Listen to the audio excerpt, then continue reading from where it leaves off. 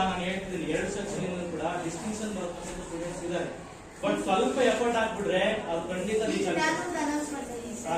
ನನ್ನ science subject ಯಾರು more than 77 score ಮಾಡ್ತಾರೆ ಅವ್ರಿಗೆ ನಾನು ಗೋಲ್ಡ್ ಇಲ್ಲ.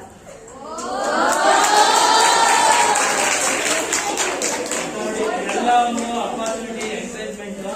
Okay you have to score more than 77. Okay I'll give you one subject in science subject. I'll give you a gold ring for that.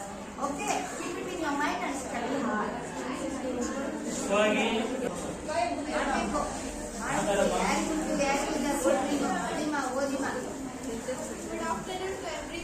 Good afternoon.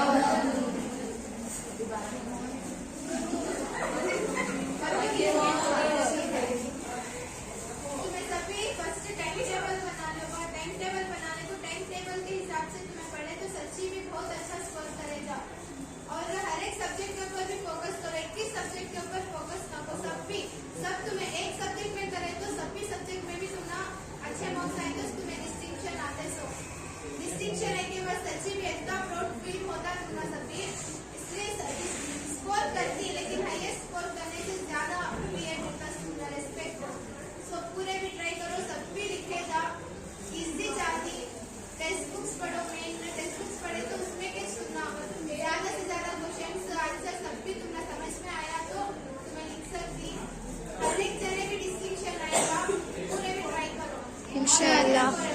Inshallah. Thank you.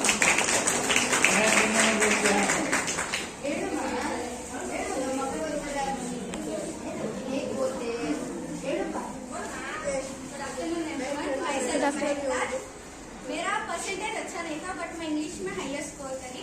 मेरा percentage 66 था. तो then हमें क्या था teacher जितना बोले importance हमें वो भी रेफर करते थे. जैसा सवाल बोले हमें टाइम टेबल भी बनाए थे. लेकिन नोट्स की जगह टेक्स्ट बुक पढ़ना बहुत प्रॉफिट रहता बिकॉज नोट्स का हर क्वेश्चन आता नहीं मालूम रहता. लेकिन टेक्स्ट बुक पूरा लेसन करके पोएम में जितना समझ को जितना लिखी 2 मार्क्स का तुम्हें 4 to 5 सेंटेंस लिखे नहीं होता. एटलीस्ट तुम्हें 7 to 8 सेंटेंस लिखो. अगर एक सेंटेंस लिखे तो दूसरे सेंटेंस से हम मार्क्स स्कोर कर सकते हैं. एटलीस्ट और सेंटेंस बनाना सीखो और इंग्लिश को इम्प्रूव करना सीखो. जैसा टीचर बोलती हूँ अल्हम्दुलिल्लाह सभी डिस्टिंक्शन को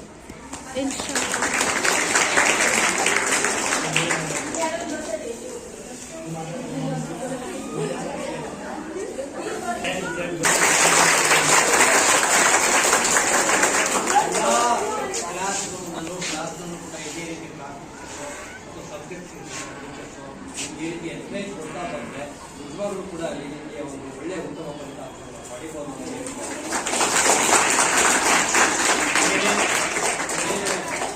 ಸಬ್ಜೆಕ್ಟ್ನಲ್ಲಿ ಸ್ಕೋರ್ ಮಾಡಿದ್ದಾರೆ ಅವರಿಗೆ ತುಂಬ ಅದೇ ರೀತಿ ನೀವು ಕೂಡ ಈ ರೀತಿ ಹೆಚ್ಚು ಸ್ಕೋರ್ ಮಾಡಿ ಅಂತ ಹೇಳಿ ಬಂದಿರ್ತಾರೆ. ಚೆನ್ನಾಗಿ ಗೊತ್ತಾಯ್ತಾರೆ ಹೇಳಿದ್ದು. ಓಕೆ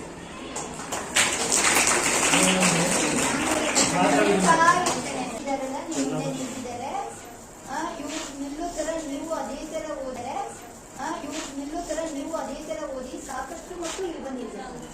ನಿಂತ್ರೆ ಎಲ್ಲ ಒಬ್ಬರೇ ಎಲ್ಲ ಇದನ್ನ ಬೇರೆ ಟೀಚರ್ಸ್ ಬೇಕಿದ್ರೆ ಅವರು ಕಂಡು ಕೊಡೋ ತರ ಆಗುತ್ತೆ. ಅದರಿಂದ ಎಲ್ಲ ಕಡೆಯಿಂದಲೇ ನೀವು ಅವಾರ್ಡ್ ಎಲ್ಲ ಪ್ರೈಸ್ ಎಲ್ಲ ಕೊಡಬಹುದು. ಮತ್ತೆ ಅದಲ್ಲದೆ ರಿವಿಎಟಿ ಒಳ್ಳೆ ಪ್ರೈಸ್ ಸಿಗುತ್ತೆ.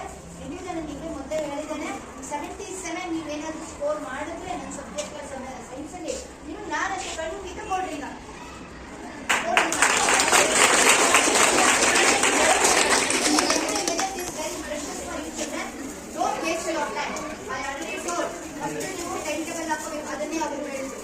According to your timetable, you have to read it. Then textbook is very, very important for your SSLC public examination. They will be take questions from the textbook itself. You have to understand everything what is there in the chapter. If you not understand, ask with the teacher.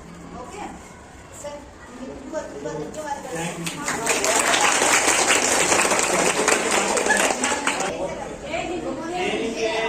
ಈ ಟೈಮಲ್ಲಿ starting ಪಡ್ಬೋದಿತ್ತು ನಾನು. But ಇದು exam near ಇದರಿಂದ ನಿಮ್ಗೊಂದು ತಲೆಯಲ್ಲಿ ಇರಬೇಕು. ತುಂಬಾ ಹತ್ರ ಇದ್ದಾಗ ಅದು ಒಂದು ಅವೇರ್ನೆಸ್ ಆಗುತ್ತೆ.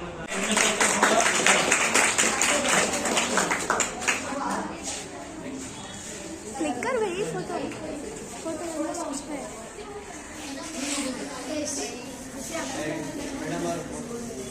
फोटो पकड़ जूम कर.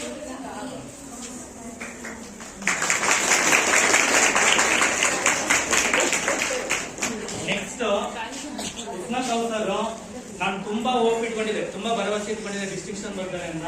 ಸ್ವಲ್ಪದ ಲೆವೆಲ್ ಮಿಸ್ ಆಗಿದೆ. ಬಟ್ ಸೋಷಿಯಲ್ ಅಲ್ಲಿ 82. ನೆಕ್ಸ್ಟ್ ಅನದರ್ ಸ್ಟೂಡೆಂಟ್ ಸುಮಯ್ಯ ಸುಲ್ತಾನ, ಅವ್ರದ್ದು 81% ಸೋಷಿಯಲ್ ಅಲ್ಲಿ.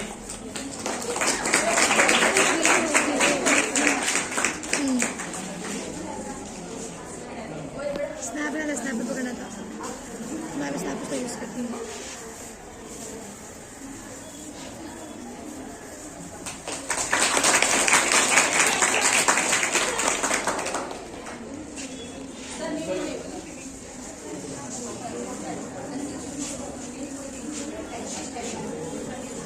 ನೋಡಿ ಕೇಳಿಸ್ಕೊಳ್ಳಿ, ಇದೇ ತರ ನಿಮ್ಗೂ ಕೂಡ ಬೇರೆ ಬೇರೆ ಏನಾದ್ರು ಪ್ರೆಸೆಂಟ್ ಮಾಡುವಂತ ಒಂದು ಮನೋಭಾವನೆ ಇದೆ.